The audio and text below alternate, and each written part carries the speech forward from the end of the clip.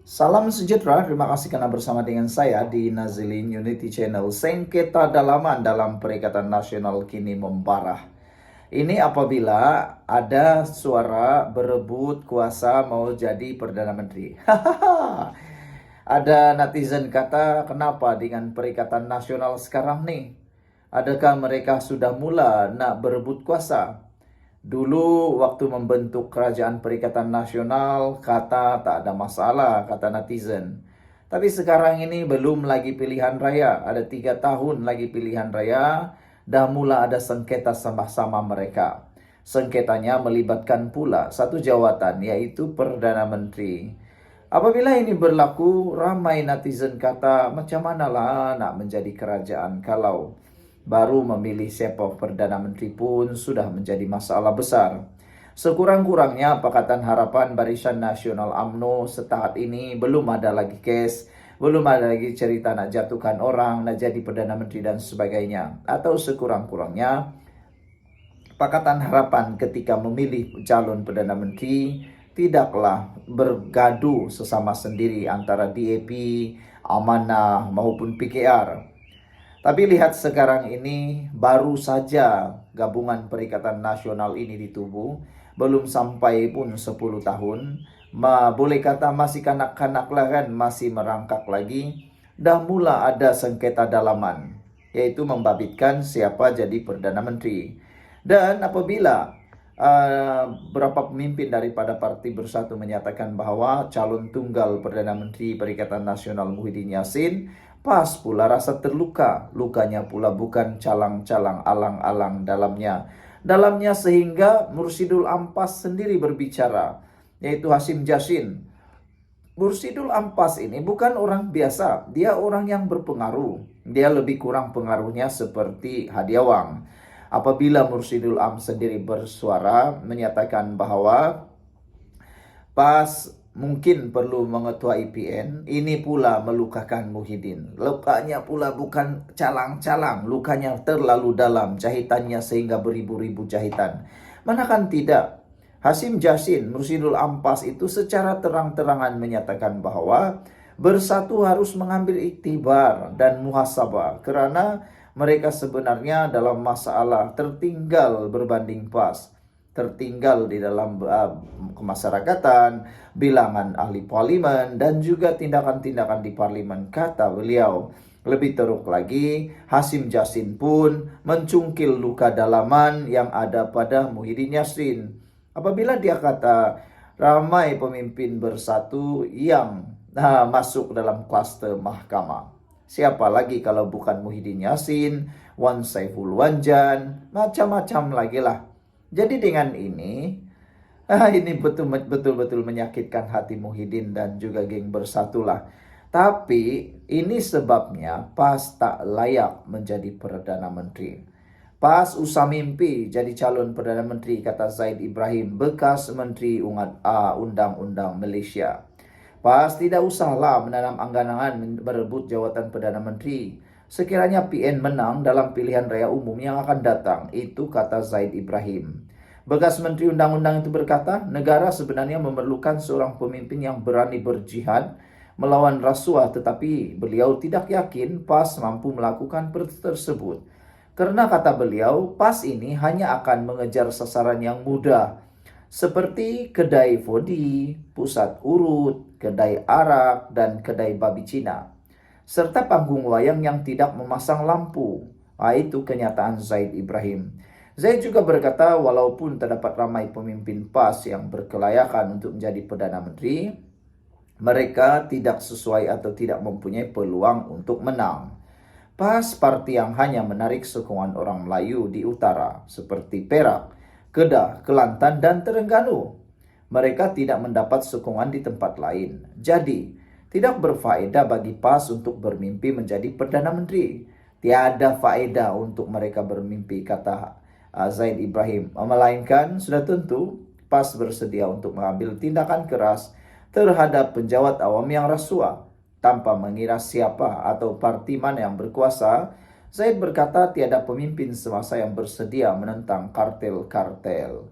kartel beras, baja, pekerja asing, penyelundupan rokok dan manusia, minyak masak, pekerja migran, mereka yang mengeluarkan EPI, yang tidak perlu untuk keuntungan segera. Individu yang layak mendapat sokongan sebagai Perdana Menteri itu orang yang bersedia menangani rasuah sebenar, bukan indeks persepsi rasuah, katanya lagi.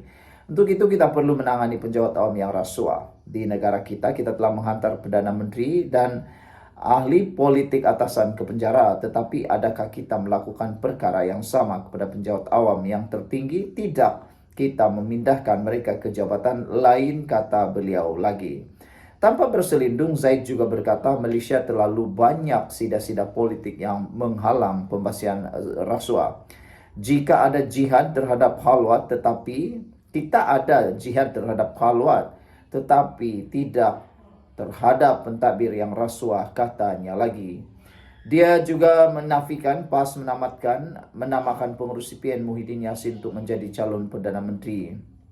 Itu adalah kenyataan Mursyidul Ampas Hasim Jassin apabila ada penyataan bahwa Muhyiddin adalah calon tunggal Perdana Menteri telah dinafikan oleh Hasim Jassin. Gerakan kemudian mengingatkan PAS bahwa Muhyiddin yang juga Presiden Bersatu merupakan calon paling layak untuk menjadi poster boy PN.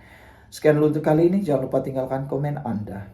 Salam sejahtera, terima kasih karena bersama dengan saya di Nazilin Unity Channel. Ada orang yang kata padan muka, ada juga yang kata siapa suruh, ada juga yang kata baru terasa. Itulah sombong tahap ke langit, kata mereka. Ada yang menyatakan inilah ciri-ciri Perikatan Nasional sebelum ini. Sombong, bongkak, dan tak mau berunding kononnya pada mulanya. Tetapi akhirnya apa yang terjadi? Mereka juga yang kembali mencari kerajaan.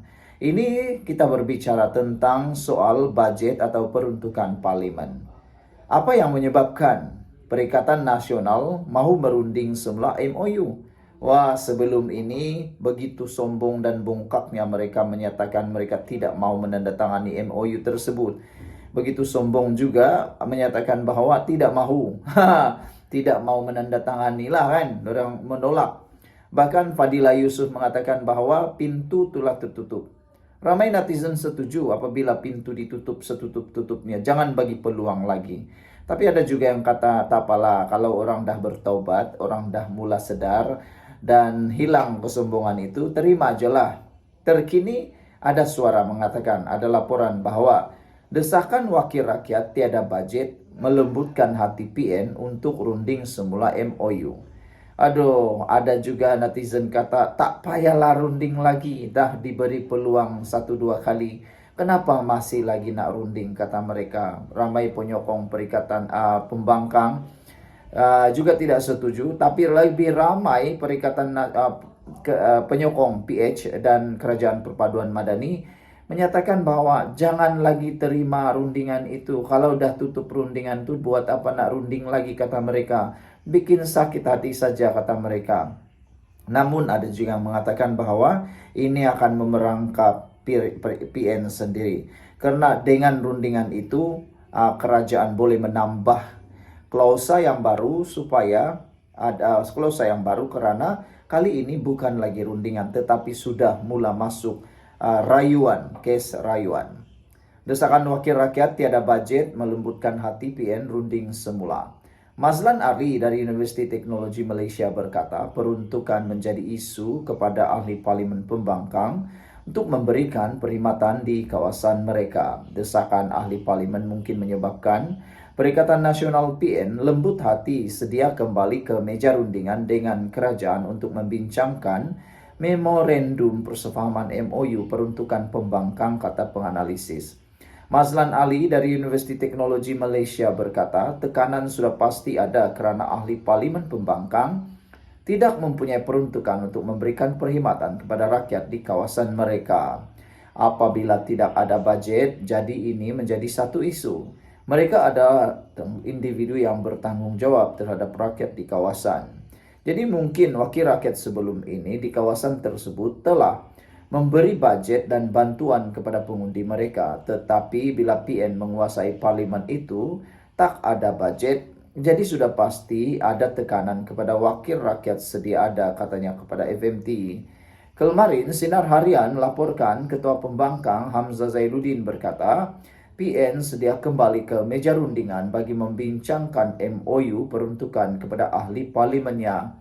Katanya pertemuan sudah diadakan antaranya dan Ketua WIP PN Taqiyuddin Hasan bersama Timbalan Perdana Menteri Fadila Yusuf baru-baru ini. Bagaimanapun Hamzah menekankan kesediaan itu jika kerajaan bersetuju untuk memberikan perjanjian yang adil bagi kedua-dua belah pihak. Pada 15 September lalu, Hamzah berkata, PN sebulat suara menolak draft MOU itu atas 4 sebab. Antaranya didakwa bertentangan pelembagaan persekutuan dengan beberapa syarat dikenakan, dikuatiri menjejaskan hak istimewa orang Melayu dan Bumi Putra. Sementara itu, Muhammad Azmir Muhammad Niza dari Universiti Sains Islam Malaysia berkata rundingan tersebut hendaklah memihak kepada kedua-dua pihak. Beliau berkata pujian harus diberikan kepada kerajaan dan pembangkang yang sedia berunding jika perkara itu dibawa ke meja rundingan semula. Teruslah berunding demi rakyat. Rakyat juga nanti menghakimi ahli parlimen. Namun, rundingan harus menang-merang syarat yang digariskan sebetulnya perlu dipatuhi kedua-dua belah pihak, katanya lagi. Sekian dulu untuk kali ini. Jangan lupa tinggalkan komen Anda. Salam sejahtera. Terima kasih karena bersama dengan saya di Nazilin Unity Channel. Semalam ada orang hantar satu video pendek kepada saya. Beliau mengatakan bahwa Muhyiddin Yassin kini sudah tidak ada harapan lagi menjadi Perdana Menteri. Muhyiddin Yassin berada dalam bahaya, zon bahaya. Bersatu juga berada dalam zon bahaya. Saya agak terkejut juga dengan video tersebut. Saya coba siasatlah kenapa ada yang menyatakan Muhyiddin dalam bahaya, Perikatan Nasional bakal bubar. Bahkan ada yang mengatakan bahwa PAS kini berada di dalam keadaan yang terbaik. Ini semua rupa-rupanya timbul daripada kenyataan Mursidul Ampas, yaitu Hashim Jassin. Kita semua tahu bahwa suara Mursidul Ampas ini bukanlah suara yang kecil.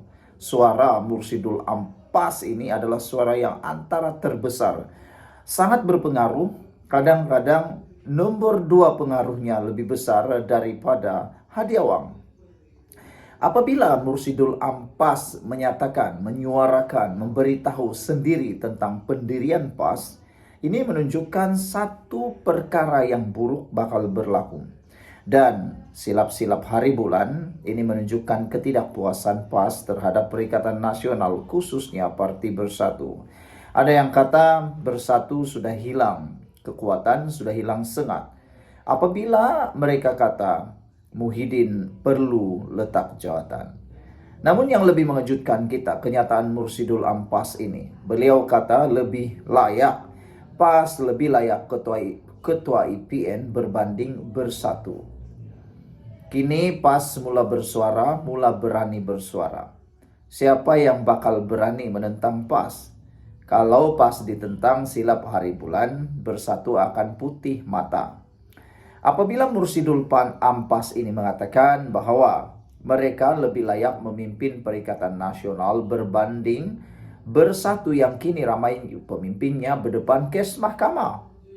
Mursidul Ampas Datuk Hashim Jassin berkata, PAS layak memimpin karena wakil rakyatnya paling ramai di parlimen dan mempunyai jentera akar umbi yang kuat di seluruh negara. Terbukti banyak kepincangan di dalam Bersatu dan mereka perlu insaf mengenai hakikat dan kedudukan tersebut, kata Mursidul Ampas ini. Kata beliau lagi menambah lanjut, meskipun PAS hanya timbalan di dalam Perikatan Nasional, namun rekod kita di dalam parlimen juga saya lihat lebih ke depan selain kerja-kerja masyarakat dan dalam apa-apa jua berlaku, katanya memetik utusan Malaysia. Mursidul Ampas itu menolak kenyataan naib Presiden Bersatu Datuk Seri Ahmad Faizal Azumu bahwa Tan Sri Muhyiddin Yassin adalah calon Perdana Menteri tunggal dalam Perikatan Nasional. Kata beliau, Bersatu tidak boleh membelakangi PAS dalam menentukan jawatan penting itu, melainkan ia keputusan yang dipersetujui secara bersama. PAS sebenarnya memiliki jumlah kerusi parlimen terbesar dalam Perikatan Nasional, yaitu 43 kerusi, lebih 18 kerusi berbanding sekutunya bersatu. Jadi saudara-saudara sekalian, sekarang ini PAS sudah mulai berani merobek rakan sendiri dalam Perikatan Nasional. Rupa-rupanya dalam Perikatan Nasional ini mula ada satu yang dipanggil sengketa dalaman. Dan paling menyakitkan hati Muhyiddin pastinya apabila pemimpin PAS ini menyatakan bahwa PN perlu atau sudah tiba waktunya dipimpin oleh Bersatu PAS. Karena kata pemimpin PAS ini, karena Bersatu kini ramai pemimpinnya berdepan kes mahkamah. Pastinya yang paling terluka sekali ialah Muhyiddin Yassin dan Wan Saiful Wanjan. Kenapa? Sebab mereka berdua ini ada ada kes masing-masing. Muhyiddin dengan kesnya, Wan Saiful dengan kesnya. Jadi itulah mungkin yang akan mengguris hati Muhyiddin, mengguris hati Wan Saiful. Sebab mereka berdua ini sudah masuk dalam klaster mahkamah. Hashim Jassin juga mengatakan PAS layak memimpin kerana wakil rakyatnya paling ramai di parlimen dan mempunyai jentera akar umbi yang kuat di seluruh negara. Beliau juga kata terbukti banyak kepincangan di dalam Bersatu dan mereka perlu insaf mengenai hakikat dan kedudukan tersebut. Sekian untuk kali ini, jumpa lagi, bye-bye.